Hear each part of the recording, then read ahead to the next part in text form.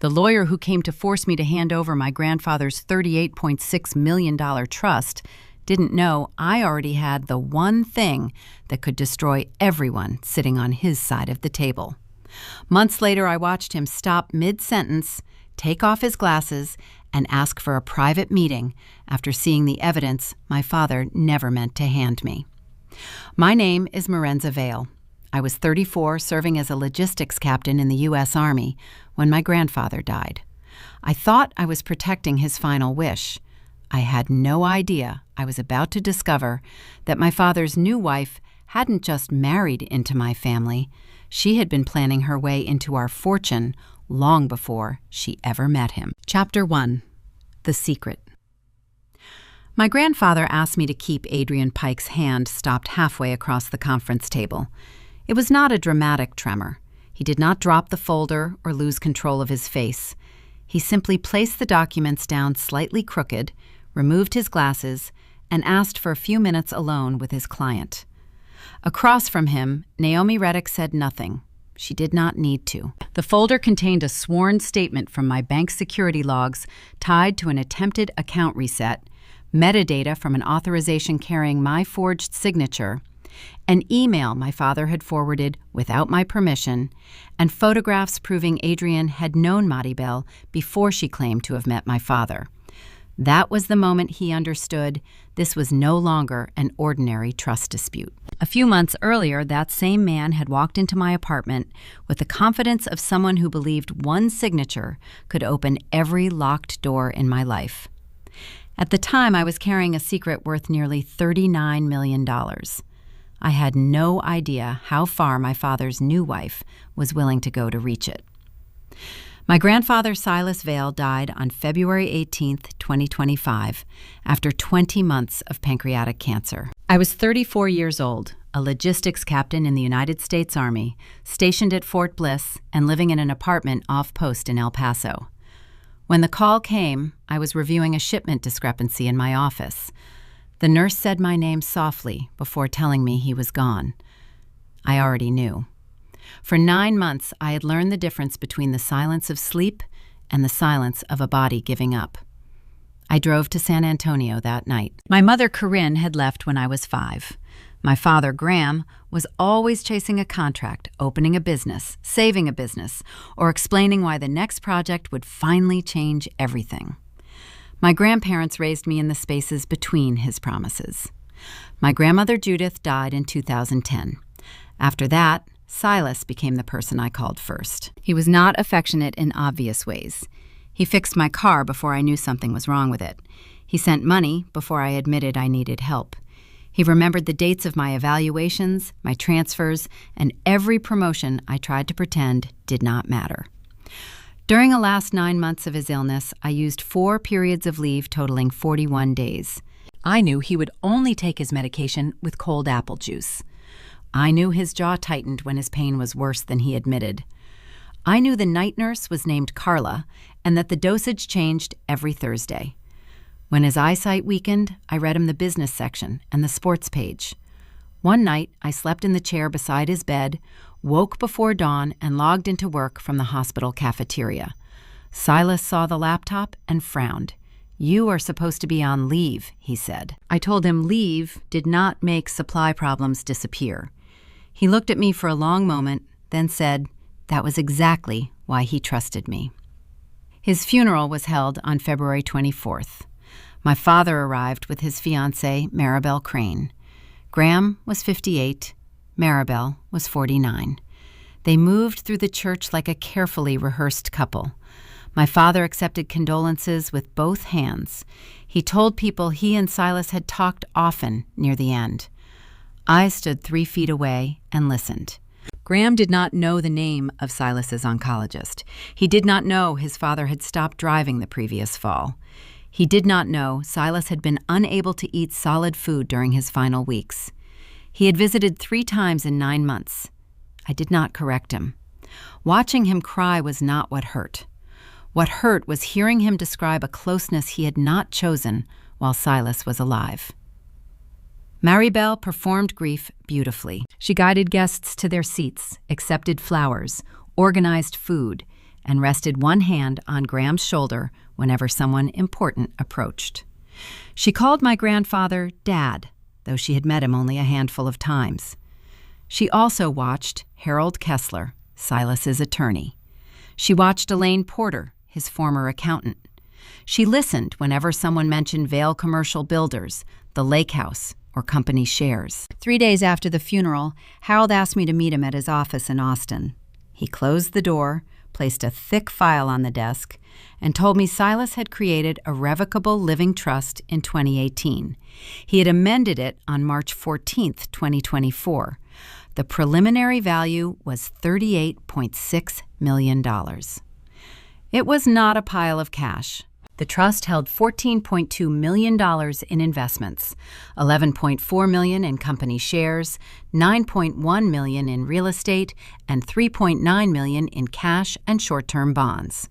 The real estate included a lake house at Lake Travis, a rental townhouse in Austin, and a commercial warehouse in New Braunfels. Harold would serve as temporary successor trustee during the transfer. I was the primary beneficiary. Once the initial administration was complete, I would become successor trustee. My father had not been cut out. He would receive $4,000 a month for 10 years and an additional $150,000 for personal debt. He would not have authority to manage the trust mortgage, its properties, or use its assets as collateral. I asked Harold why Silas had structured it that way.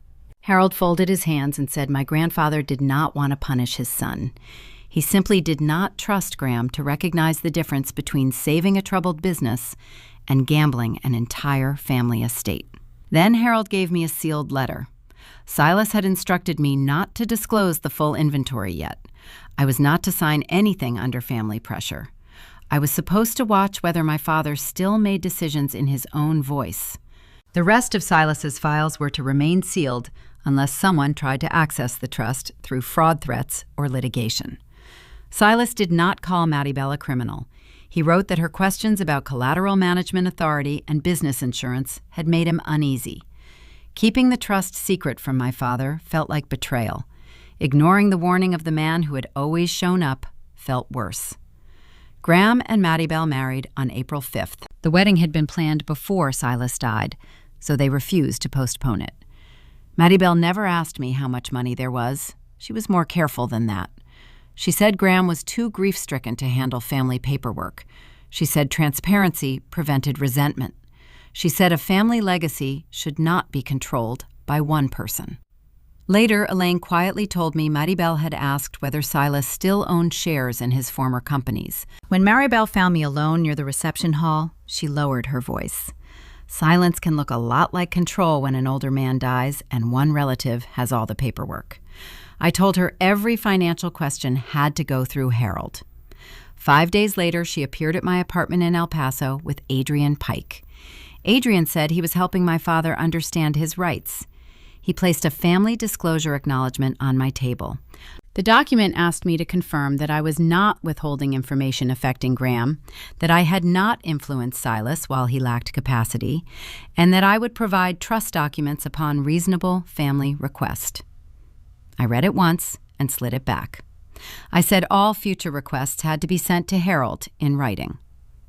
While Adrian continued talking, Maribel lifted her phone as if checking a message.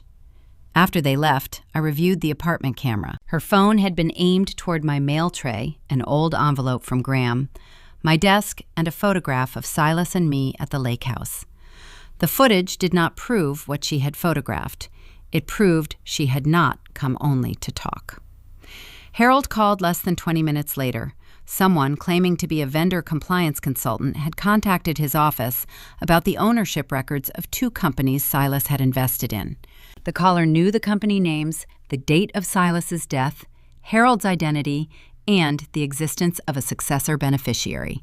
The consulting firm did not exist. Harold asked whether I had told anyone about the trust. I said no. I looked again at the frozen image of Maribel holding her phone over my mail. Then I told Harold to stop sending documents through ordinary email, preserve every call log, and use secure communication only. That was when I stopped thinking of Maddie Bell as a woman asking inappropriate questions. She already knew enough to search for the door. Now she was looking for a key. Chapter 2. When my father started speaking in her voice. My father called before I had finished saving the camera footage. He did not ask whether I was all right. Family transparency should not feel like an attack, he said. I went still. Maribel had used those exact words at the wedding. Not something similar. Not the same idea phrased differently. The same sentence delivered with the same patient disappointment. That was when I understood my father was no longer speaking in his own voice. He said Silas had spent his entire life doubting him. He said I had been beside my grandfather when he was sick, tired, and vulnerable. He said anyone would have questions about documents signed during that period. I nearly told him everything. I nearly told him about the $4,000 a month, the 10 years of guaranteed income, and the additional $150,000 Silas had set aside for his personal debts. Then I remembered Harold's warning. Adrian was not asking questions to understand the trust. He was creating a record. I told Graham all financial requests had to go through Harold. My father gave a bitter laugh. That is exactly what Maribel said you would do. He told me Vail Home Renewal was in trouble. The company still brought in roughly $2.8 million a year, but revenue was not the same as cash. Graham had expanded too quickly in 2023, purchased trucks and equipment with borrowed money, and counted on a commercial renovation contract that was later canceled. A $420,000 loan was coming due. He owed suppliers another $110,000 and needed nearly $70,000 in working capital to keep projects moving. 18 people depended on the company. 7 had worked for him for years. Maribel had convinced him the trust could lend the business $600,000 without harming anyone. She called it saving Silas's legacy. I called it exactly what my grandfather had tried to prevent. Graham said if Silas had loved him, he would not have allowed his company to fail while leaving me control of nearly $39 million. I wanted to say Silas had loved him enough to protect him from making one desperate decision that could destroy everything. Instead, I told him to speak with Harold. My father heard caution and translated it into guilt. By the end of the week, Maribel's version of the story had reached the rest of the family. My great-aunt Miriam Bell called on Sunday afternoon. She was Silas's younger sister, 60 years old, retired, and usually careful about taking sides. That day, she had already chosen one. She said money should not be allowed to destroy a family. She said Graham was grieving. She said I could share enough to help him and still have more than I would ever need. Then she said something that stayed with me. A caregiver should not turn love into ownership. I looked through my apartment window at the dry El Paso light and asked how many times she had visited Silas during his final year. Miriam paused. That is not the point, she said. It was exactly the point. Through Miriam, I learned Maribel had been telling relatives I controlled Silas's schedule, restricted Graham's access, and used my military discipline to pressure an elderly man who no longer understood complicated financial documents. I could not release Silas's medical records to defend myself. I could not publish trust documents because strangers had begun trying to obtain them. So I said nothing publicly. Silence protected the estate. It also made me look guilty. 3 days later, Lydia Chen from my bank called. Her voice was calm and precise. Someone had attempted to reset my security questions using an old address, a former phone number, and a birth date that was off by 2 digits. The caller claimed to be a relative helping with an account connected to a family trust. The bank denied the request. I froze my credit with all 3 bureaus, changed every authentication method, saved the time and reference number of Lydia's call, and requested preservation of the access logs. I did not accuse anyone. Suspicion was not proof, no matter how obvious the pattern felt. I also reported the identity issue through the appropriate channel at Fort Bliss. Captain Mara Ellis listened without interrupting. She reminded me not to use government equipment, personnel, or systems for a private legal dispute. She told me to document every contact and request emergency leave properly if I needed it. Then she said documentation was not paranoia when someone had already tried to become me. For the first time since Silas died, someone did not tell me to be generous, forgiving, or understanding. She told me to protect the record. That evening, I reviewed the apartment footage frame by frame. The envelope Maribel had photographed was from Graham. He had mailed it in 2022 after I updated several family emergency records. The front showed my old address. Through the paper window, part of a former phone number was visible. It was enough to explain how someone could answer security questions almost correctly. Then I watched Maribel angle her phone toward the photograph of Silas and me at the Lake Travis house. We were standing on the dock, both sunburned, holding a fish too small to justify how proud we looked.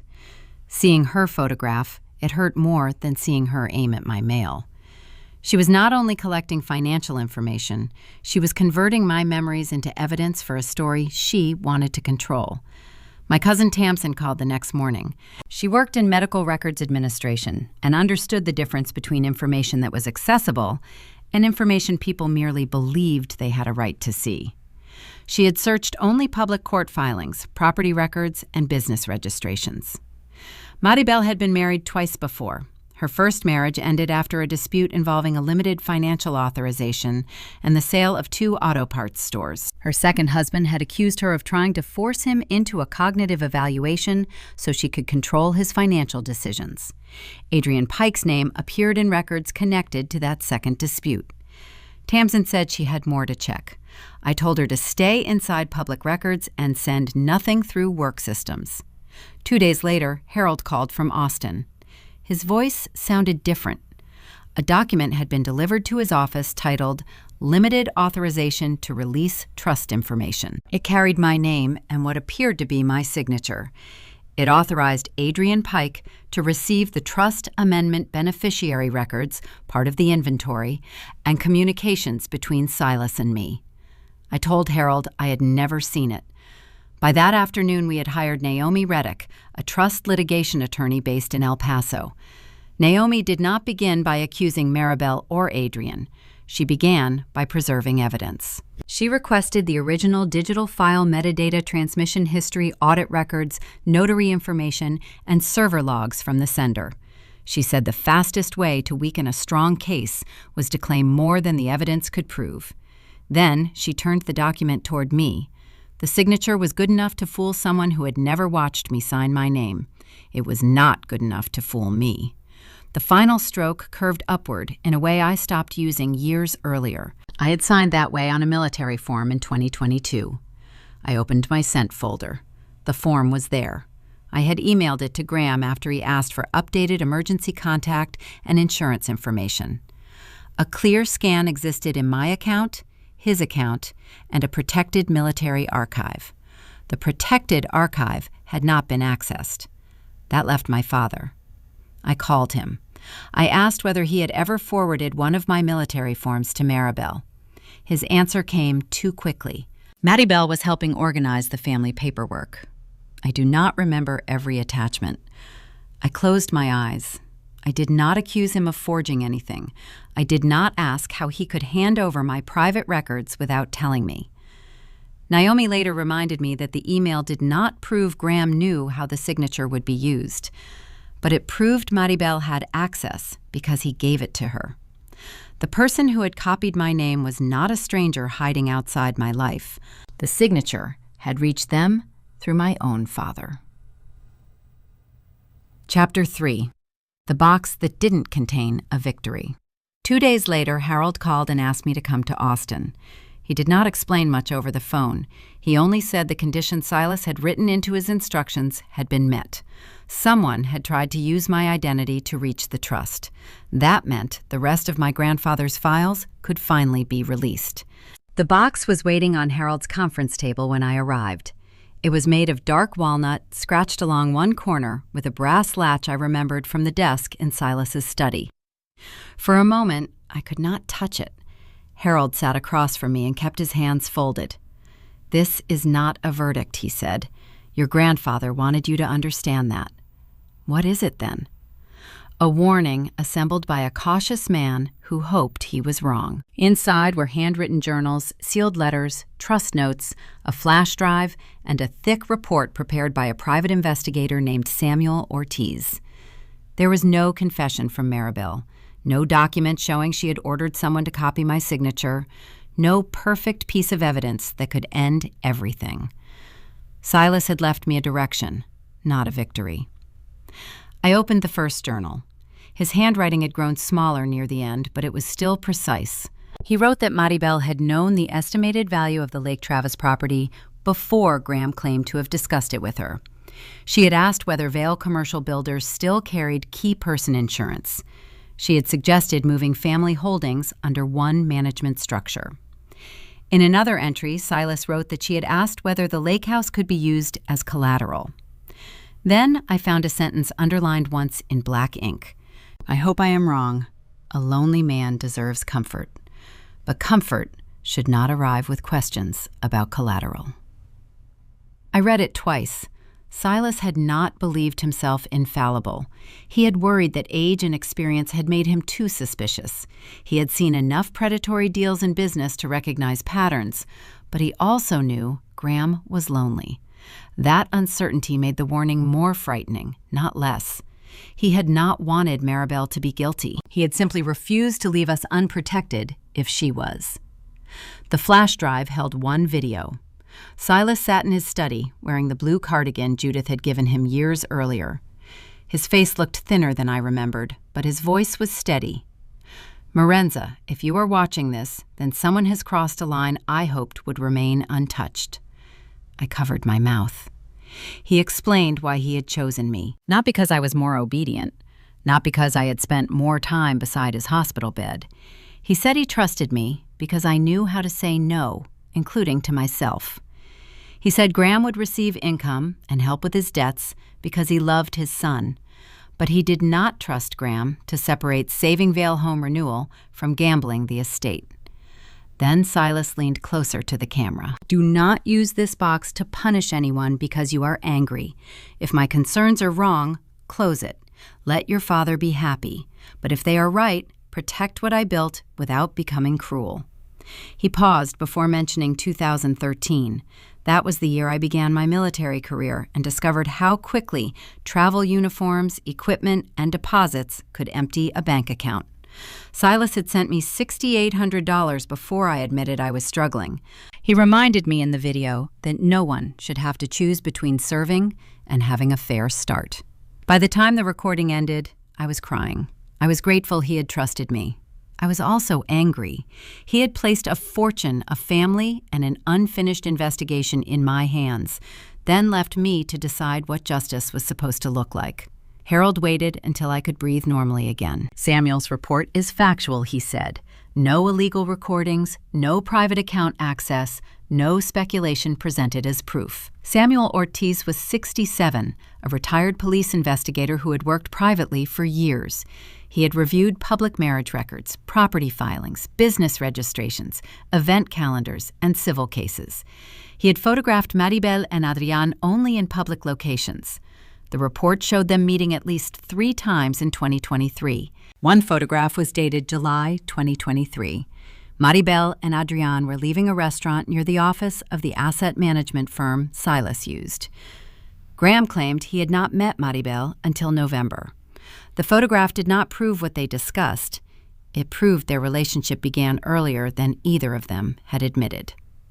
Tamsin added the digital connections Samuel could not have found before Silas died. She located sponsorship lists and registration records from the November charity gala where Maribel supposedly met Graham by chance. The invitation had come through an associate who had previously worked with Adrian. Samuel found the meetings, Tamsin told me. I found who opened the door. Naomi began contacting Maribel's former husbands. Wesley Trent refused the first 3 calls. When he finally agreed to speak, his voice was guarded. "I signed what she put in front of me," he said. "That is my part in it." He told us Maribel had convinced him that his adult son wanted control of his company. Adrian had described a limited financial authorization as a transparency measure. Wesley later learned the document allowed broader access than he understood. By the time the marriage ended, 2 of his auto parts stores had been sold. "People think men like me stay quiet because we are protecting her," he said. "We are protecting ourselves from looking stupid." He eventually agreed to provide a narrow affidavit. It established a pattern. It did not prove who forged my signature. Dr. Hollis Mercer was even more reluctant. At 71, he had remarried and wanted no public connection to the most humiliating period of his life. Maribel had urged him to undergo a cognitive evaluation and repeatedly said he needed protection from his own decisions. Adrian had appeared during those discussions. Hollis agreed to let Naomi use public records and a limited statement, but only after I spoke to him myself. "I understand wanting the story to disappear," I told him, "but silence is one reason she believes she could repeat it." He was quiet for several seconds. Then he said, "Use what you legally can." On May 12th, a process server came to my apartment. The petition was filed in Bexar County Probate Court. My father was the petitioner. The document alleged undue influence, lack of capacity, restricted family access, and improper involvement in the March 2024 Trust Amendment. Adrian requested limited discovery covering my communications with Silas, medical capacity records, beneficiary documents, and my role during the amendment process. Naomi immediately objected to the broader requests and moved to protect the inventory. Elaine Porter agreed to testify that Silas still understood company shares, property values, and beneficiary decisions in late 2024. Dr. Nathan Cho confirmed that cancer treatment did not automatically remove a patient's capacity, and that Silas understood the people, property, and consequences involved when the amendment was signed. The evidence should have steadied me. Instead, I kept staring at the final page of the petition. Graham Vale. My father's signature sat beneath statements claiming I had isolated Silas, controlled his decisions, and turned caregiving into influence. Miriam called that evening and asked why I would not simply share enough money to stop the case. "You are making everyone choose sides," she said. "No," I replied. "Someone filed a case. That created the sides." A week later, Naomi and Tamsin completed the timeline. Silas was diagnosed in June 2023. Maribel met Adrian in July. She did not publicly meet Graham until November. We still could not prove the relationship was a planned approach, but one question had become impossible to ignore. Why had Maribel needed an estate litigator before there was an estate dispute? The answer was not yet in Silas's box. What the box revealed was the shape of the plan. Maribel had not only found a grieving, insecure man, she had turned him into the one thing she needed more than a husband, a plaintiff with legal standing. And Graham had signed willingly. Chapter 4. I let them believe I was losing. The court did not give my father everything Adrian had asked for. Judge Helena Ward limited discovery to Silas's capacity, of the timing of the March 2024 amendment, direct communications about beneficiaries, and my role in the signing process. Adrian was not allowed to inspect the entire trust inventory. That mattered. Maribel wanted numbers, account locations, property values, and enough access to turn the trust into leverage. Instead, Naomi gave the court only what was relevant. The video from March 14th showed Silas seated beside independent counsel, answering questions without help. He identified the Lake Travis house, the Austin townhouse, the New Braunfels warehouse, both company holdings, and the income Graham would receive. He understood that I would control most of the trust. He explained why.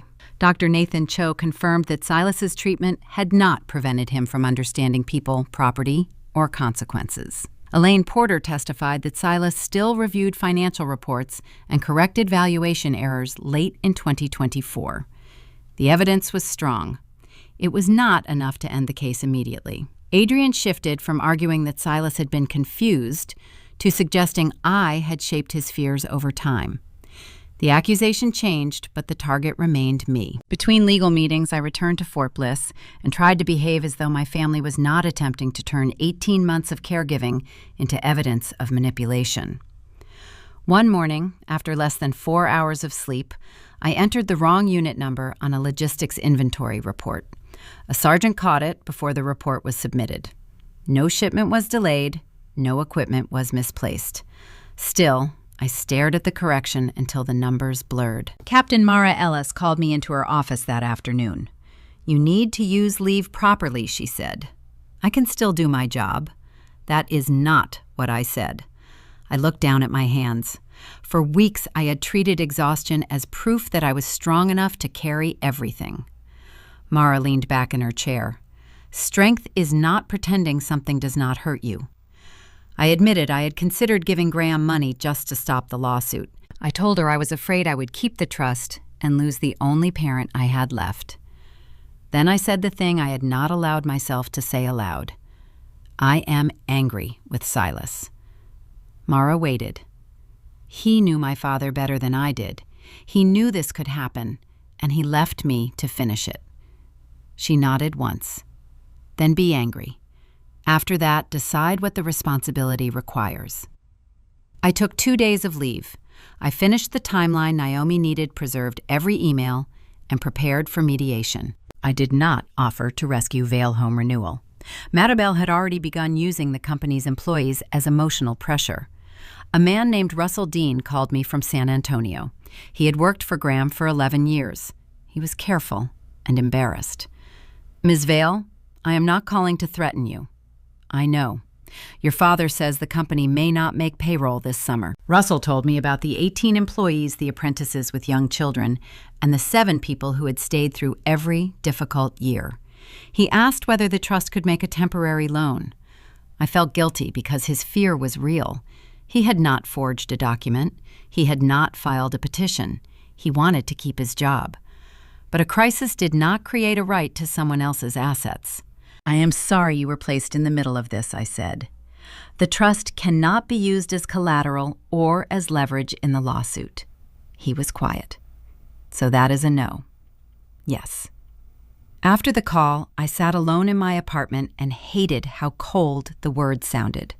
Then I remembered that manipulation worked best when the person applying pressure found an innocent face to stand in front of it. Mediation took place in Austin on June 18th. Constance Reyes, a retired judge, served only as mediator. She made that clear before we began. "This room is for negotiation," she said. "I am not deciding the case." I sat beside Naomi. Harold sat across the corner as temporary trustee. Graham sat beside Maribel.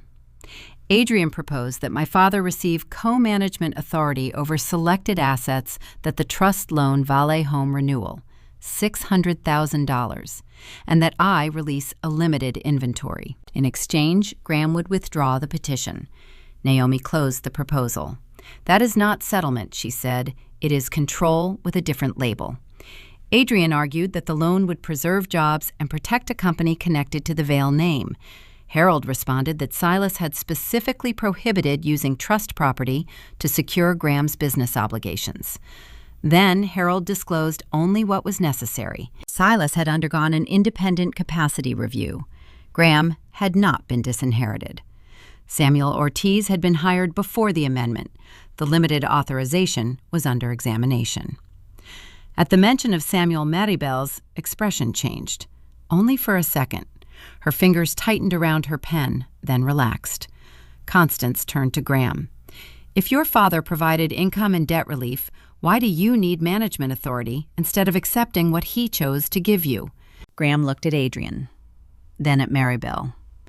"It is not only about money," he said. "What is it about?" "My father never believed I could build anything." Constance waited, but he offered nothing more. Mediation ended without agreement. Maribel would not support withdrawing the petition without access to the inventory or authority over a trust loan. In the hallway afterward, I gave Graham the sealed letter Silas had written for him. He opened it before leaving the building. I watched his face as he read. Silas wrote that he loved his son. He wrote that a smaller company did not make Graham a failure. What made him fail was treating every warning as an insult. He explained that the annuity was not pity, it was protection against a panicked decision. He wrote that I had been given responsibility because I did not need money to prove I mattered. The last line asked Graham to choose his daughter before it became impossible to repair the damage. My father folded the letter slowly. "He is still controlling everyone," he said, "even now." I did not defend Silas. "Then do not believe the letter." Graham looked at me. "Check what she asked you to give her." 3 days later, Lydia provided an affidavit about the attempted bank reset. The request had originated from an address connected to a business network in the same office building as Adrian's firm. It happened the same day the false authorization was created. The caller had used information visible on the envelope Maribel photographed. It did not prove Adrian had made the request. Multiple businesses used that building. It was enough for Naomi to send a preservation demand covering server logs, device access, and communications. She also sent Adrian a formal conflict notice. While that process moved forward, Graham searched his old email. He found the DD form I had sent in 2022. He found the January 2025 message where he forwarded it to Maribel. Her reply said she wanted to organize emergency family documents before the wedding. The file had been downloaded again after Silas died. He also found a later email in which Maribel told Adrian she had sent him a sample. There was no attachment left in Graham's account. Naomi would need the preserved records to determine what the sample contained. But my father no longer needed a court order to understand what he had enabled. He asked me to meet him at the Lake Travis house. Naomi knew where I was going and when I expected to leave. Graham was already standing on the porch when I arrived. He had not been there in years. Inside the house still held Silas in ordinary things. The repair notebook beside the kitchen drawer, his fishing rod near the back door, the wooden box where I had kept fireflies as a child, a photograph of Silas Graham and me taken before silence became the family's most reliable habit. My father walked to the old porch chair and touched the back of it. "I sent her the form," he said. "I know. I thought she was helping." He handed me printed emails. He admitted he had signed the petition because he believed I had taken the final chance for Silas to respect him. He admitted he had not read every statement Adrian filed. Then he said the truth underneath all the others. I wanted the trust to save the company because I could not stand the idea that my father had been right about me. His voice broke. He looked at the page in his hand. "I gave her the page she used against you. I did not hug him. I did not tell him it was all right." "What are you going to do with that?" "I will withdraw the petition. Naomi can have everything. I will stop asking the trust to save the company." "Do it because it is true, not because you want me to make this easier for you." He nodded. The preserved records filled in what Graham's inbox could not. Naomi assembled the bank affidavit, the authorization metadata, Graham's forwarded form, the recovered reference to the sample, Samuel's photographs, Wesley's affidavit, and Hollis's records. At the pre-hearing meeting, she placed the folder in front of Adrian. His hand stopped. He set it down slightly crooked, removed his glasses, and asked for a private conversation with Maribel. When they returned, Adrian announced he would withdraw because of a conflict and advised her to obtain independent counsel. Maribel looked at Graham. For the first time since she entered our family, she was not telling the story. She was realizing that the truth had been recorded somewhere she could no longer reach. Chapter 4. I let them file the lie. The next decision was harder than anything I had done since waking up. By September 26th, I could communicate more quickly through eye tracking, but every session still left me exhausted. Mara sat beside my rehabilitation bed, while Detective Marcus Bell and Assistant State's Attorney Alicia Monroe joined by secure video. Julian appeared from a conference room at Vantage Shield Systems. The evidence against Grant was growing, but it was not complete. The vehicle examination proved deliberate tampering.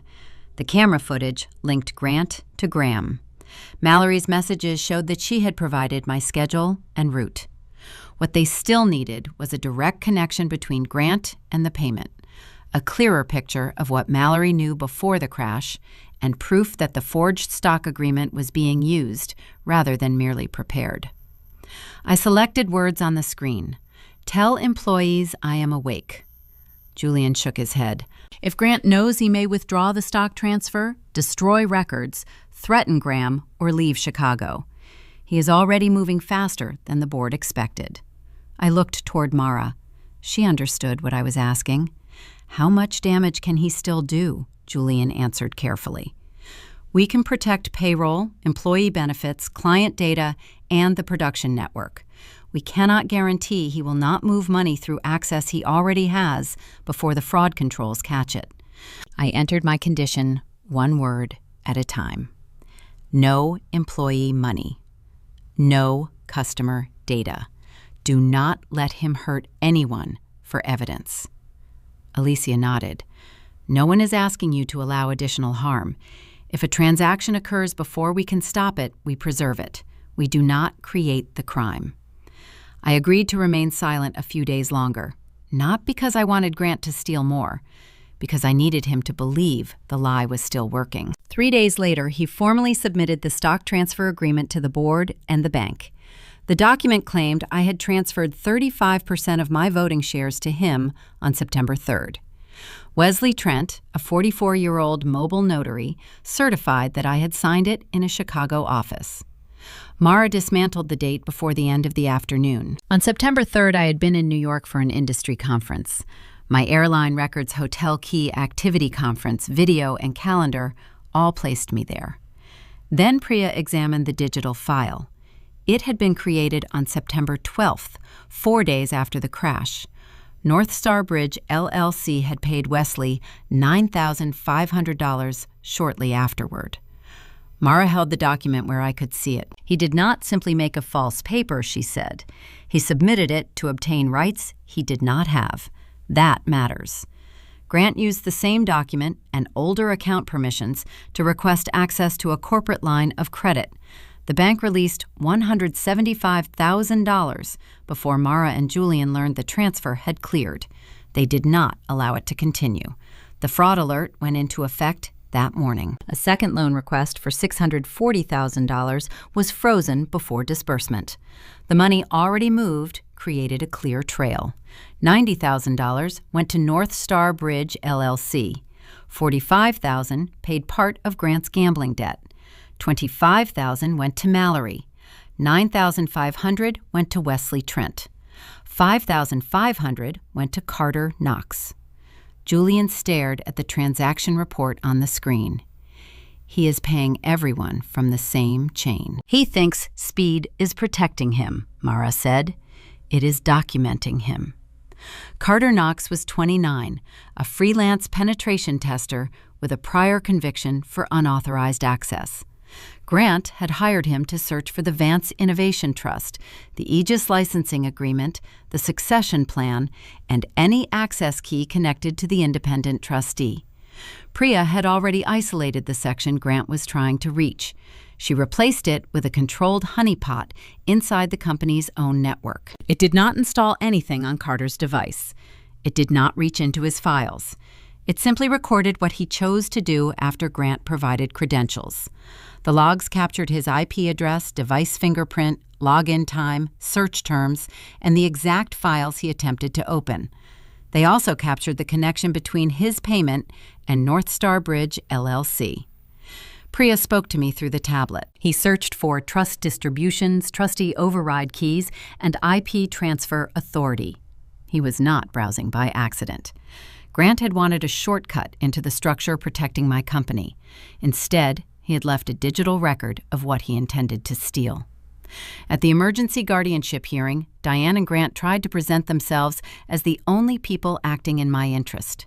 Diane testified that I had always been consumed by work, that Mara cared more about the company than my recovery, and that moving me to long-term care would be compassionate. Evelyn Park presented the advance directive. Dr. Naomi presented the eye tracking evaluations, my consistent responses, and the rehabilitation plan.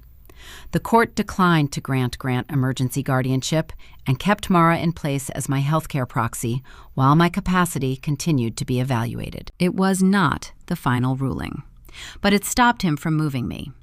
After the hearing, a recording from the courthouse hallway captured Mallory confronting Grant. "You told my mother it was only a mechanical problem." Grant answered in a low voice. "She knows enough to stay quiet." Diane had been standing close enough to hear. She could have withdrawn from the petition. She could have called police. She could have warned the hospital. Instead, she turned to Mallory. "We have gone too far to stop now. If Lenora takes control again, you will have nothing." That sentence ended the last excuse I had ever made for my mother. She had not hired Graham. There was no evidence she knew about the plan before the crash. But after learning the truth, she chose Mallory again. Investigators later documented the actions she took after that choice. She signed an affidavit falsely claiming I could not understand medical decisions. She denied knowing about the updated advance directive, even though camera footage showed her handling a copy in my home. She helped Grant remove a box of financial records. She told Evelyn I had wanted rehabilitation stopped, though no such instruction existed. Her crimes were not the same as Grant's. Her betrayal was still a decision. By September 29th, police approached Graham Pike. He hired an attorney before speaking. At first, he insisted Grant only wanted the vehicle disabled long enough to make me miss a meeting. When Marcus showed him photographs of the wreck, Graham's story changed. He admitted Grant paid him $12,000. Grant supplied my license plate and parking location. Mallory provided the time I would leave Oak Brook and the route I normally took. After the crash, Grant threatened Graham's family if he spoke. Graham turned over messages, photographs of the cash, the payment envelope, garage video, and call records. He would still face consequences for tampering with the vehicle. His cooperation could reduce them. It would not erase what he had done. Nolan chose a quieter confrontation. He met Mallory at their house and asked about North Star Bridge, LLC. She told him Grant had only needed help with paperwork. Nolan placed a printed copy of the filing on the table.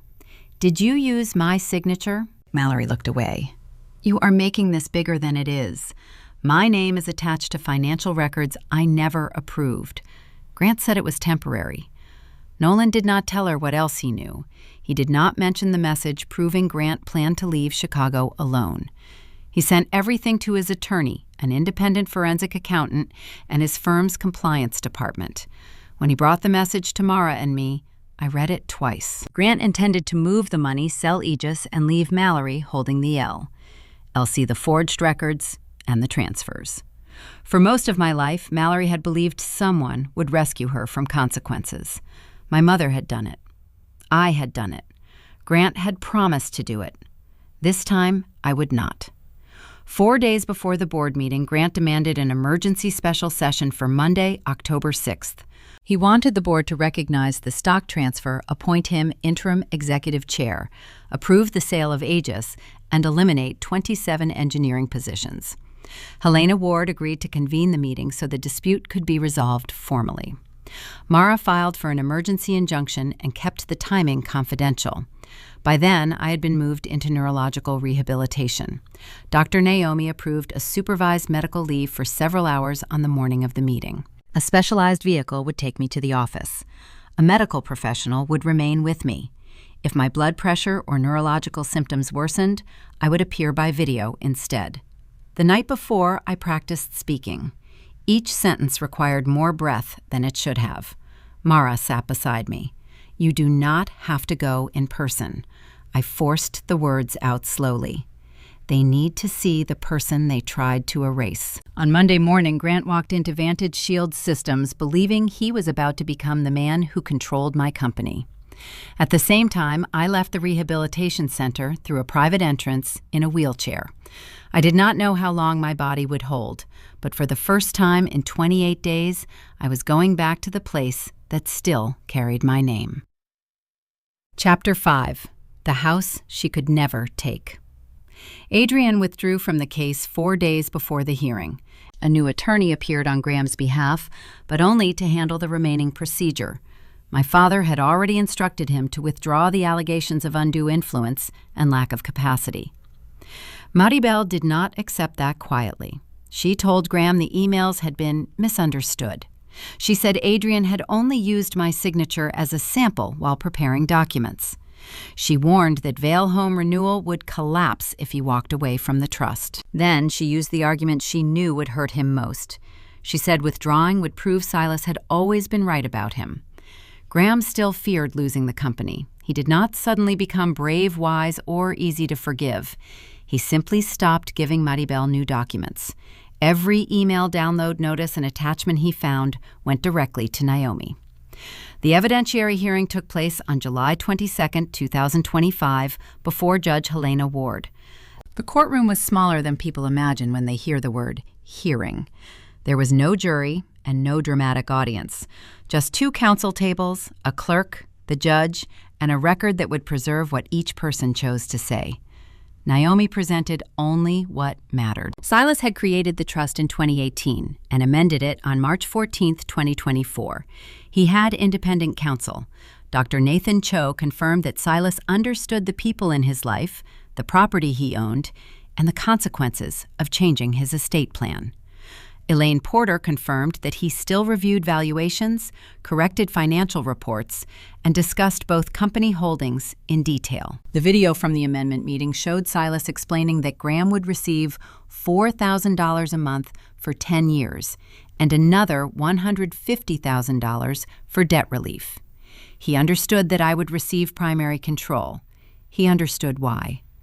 I had not answered questions for him. I had not told him what to sign. I had not even been in the room when the final amendment was executed. Naomi also addressed the limited authorization carrying my signature. She did not accuse Maribel of creating it. She said its authenticity was disputed, its origin was under investigation, and it could not be relied upon to obtain trust records. Graham's attorney then confirmed that my father no longer intended to maintain the accusations against me. Judge Ward asked Graham whether that decision was voluntary. He stood slowly. "Yes, Your Honor." His voice was uneven. He admitted he had signed the petition while angry and ashamed. He said he had allowed guilt over his absence from Silas's final months to become suspicion toward me. He admitted sharing a private document without my permission. He said he could not confirm that the signature on the authorization was genuine. Then he withdrew the allegations. It was not a perfect apology. It was not supposed to be. It was the first time my father had chosen a difficult truth over a comforting lie. Judge Ward affirmed the trust and the March 2024 amendment. She denied the remaining requests for broader disclosure and confirmed Harold's authority to continue administering the trust during the transition. The limited authorization was rejected. The court allowed the disputed materials to be provided to the appropriate authorities for separate review. Judge Ward did not declare Maribel guilty. No one was arrested in the courtroom. There was no speech about greed family or karma. The legal victory was quieter than that. The trust remained closed to the people who had tried to force it open. After the hearing, Naomi submitted the records to investigators. My bank opened its own fraud review. The State Bar accepted a complaint concerning Adrian's conduct, and his office was required to preserve server logs and communications. Wesley Trent and Dr. Hollis Mercer agreed to cooperate within the limits of the law. On September 3rd, I was informed that investigators were examining possible attempted identity theft, forgery, fraudulent use of an authorization, and coordination between Maribel and Adrian. There was no conviction yet, and I refused to pretend an investigation was the same as a verdict. But the pattern Maribel had relied on was no longer private.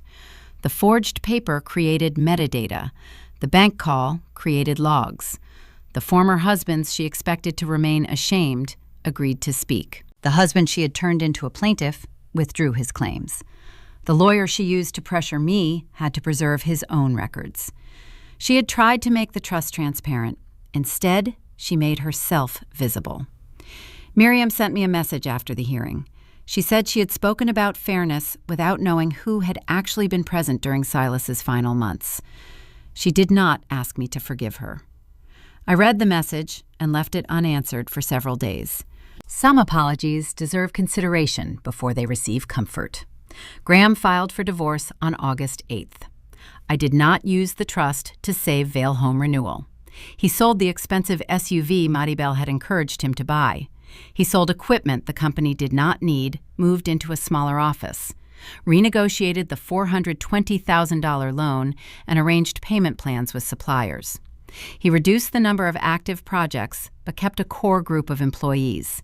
The company survived. It was no longer impressive from the outside. For the first time, Graham was building something he could actually afford. He received exactly what Silas had left him, $4,000 a month and the $150,000 distribution. Nothing more. He also began counseling. I learned that accountability looks less dramatic than punishment. It looks like showing up every week, naming the harm without blaming someone else, and accepting that forgiveness may not arrive on schedule. By fall, the trust transition was complete. I became successor trustee, but I did not try to manage $38.6 million alone. I hired an independent fiduciary, a tax advisor, an asset management firm, and corporate counsel for the company holdings. Maribel had wanted control because control was the prize. I wanted the assets protected well enough that no one person, including me, could act recklessly with them. I stayed in the Army. One of my fellow officers asked why I did not resign immediately. I told her money had changed the size of my responsibilities, not the person I wanted to be. In November, I used $750,000 from a lawful distribution to establish the Silas and Judith Vale Service Family Scholarship Fund. It supported children from military families, especially those who had changed schools repeatedly because of a parent's orders. I thought about the $6,800 Silas sent me in 2013 before I admitted I needed help.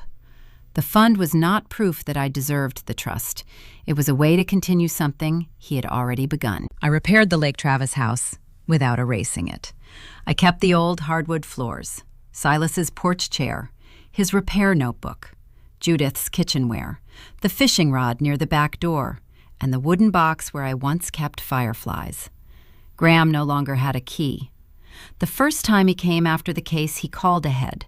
When I opened the door, he was standing on the porch with a letter in his hand. He waited until I invited him inside. The letter apologized for his absence, for sharing my private records for signing the petition, and for trying to make the trust rescue a company Silas had deliberately protected it from. He did not ask for money. He did not ask for a key. He did not ask me to say everything was forgiven. I invited him in for coffee. That was all I could honestly offer. In December, I sat on the porch with the newspaper I used to read to Silas. Graham was inside making coffee, moving carefully through a house he no longer treated as his by right. Silas had not left me a completed victory. He had left me a responsibility. Maribel wanted to turn wealth into control. Graham wanted to use it as proof that he was not a failure. I chose to turn it into stability, opportunity, and boundaries. Justice did not take everything from the people who had harmed me. It only stopped them from taking anything else that did not belong to them. The house still stood, not because Silas had predicted the storm perfectly, but because when it came, he had trusted the right person to know what should be preserved, what needed repair, and which doors should never be opened again with the same key. Do you think Silas was right to give control of the trust to the person who truly cared for him? Or should Graham have received more simply because he was his son? Share your thoughts in the comments and stay with the channel for more stories about betrayal justice and women who learned how to protect themselves.